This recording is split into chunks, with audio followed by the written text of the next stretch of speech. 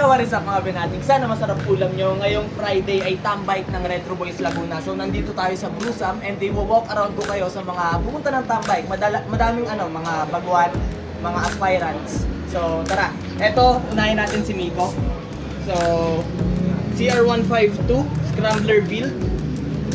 Ayan, simple lang. Hindi pa naka-extend yung swing arm. Naka KRX tire, 110 by 90. Tapos, battle pipe na Shopee build lang din. Yung butas niya maliit lang kaya hindi siya hulihin. Yan. Tapos ito, 130 by 80 na KRX din. Tapos 3.0 na SPD ring. So tara, dito tayo sa ibang mga motor. Ito kay Blix. Skiway CR152 din na medyo cafe racer build kasi papalitan niya daw yung build niya. So naka-stock tire. Tapos JGL na battle pipe din. Ganda ng tunog niyan. Tingnan niyo sa ibang vlogs mo. Tapos nakakat na rin yung seat na ito, di ba? Ayan. Nakakat na yung seat niya, 21 inches, U-bend. So may mga scooters din tayo dito. Kimco Like. Ito kay William.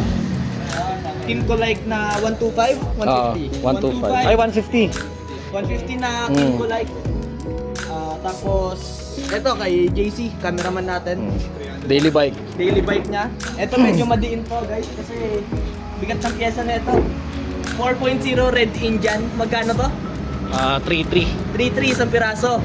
4.5 sa likod Red Indian din. 3.4. 3.4 yon. Tapos ito custom build by Iron Makina Customs. Shout out Sir Simon. Tapos yun din yung likod niya. Custom build din ni Iron Makina. Ano pa ba? Ito, Pinelli Panarea. Kay Kier naman to, 125cc. Kier. Ayan si Kier. Pogi, panglakan.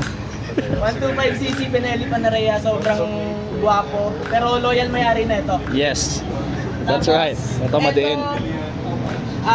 Bristol Faber 700. Ayan, may-ari. Shoutout natin, Creative Bananas. Yan, si Elron. Yan. Like nyo yung page niya, Off to Wonder. Kung gusto nyo tumawa, tsaka kung basher kayo ng mga e-bike.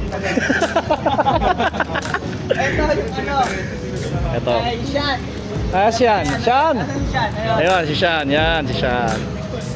Ano din, cafe racer din. Naka STX headlight. Kita nyo sobrang laki ng headlight Ayan. yan. Ayan o.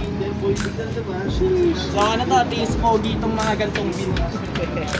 Dito naman tayo sa Yamaha Fazio Custom Paint by Deep Street. And kay Deep Street mismo to. Yan, check nyo yung page niya.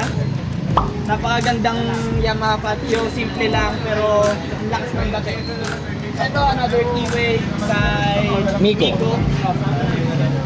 So, ang ganda din. Naka-clubman naman to. Naka-clubman yan. Rico.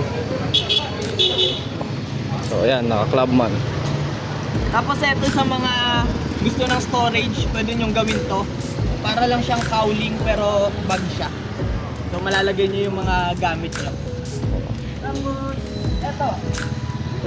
Classic 250. Kay Jason. Kay Jason, na hindi ko alam na kapitbahay Ayun, pala si namin. Jason. Jason, kaway ka naman. Magaling mag-edit ng video to eh. Yan, Classic 250. Ano bang mga nabago dito, pre? Ito. Ito, mga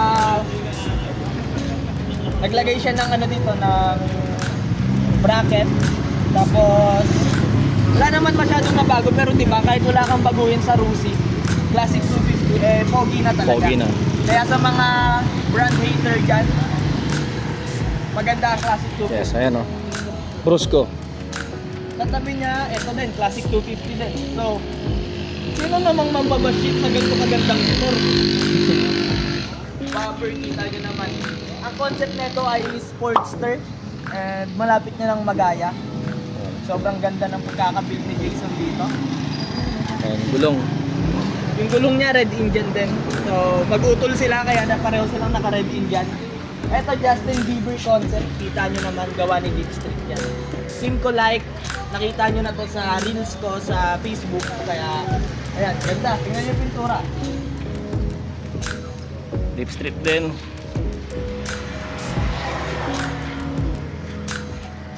Oh, Tapos ito Ford Ranger. Dala rin ni Elron. Ganun na kayaman.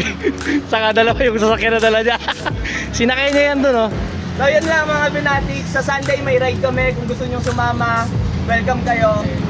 Check nyo na lang sa page ng Retro Boys Laguna. Maraming salamat. Sana laging masarap ulam nyo. Tsaka sana laging malambot ulan nyo. Oh, magingay. Ito yung mga Retro Boys. Yan. Retro Boys Laguna. Peace.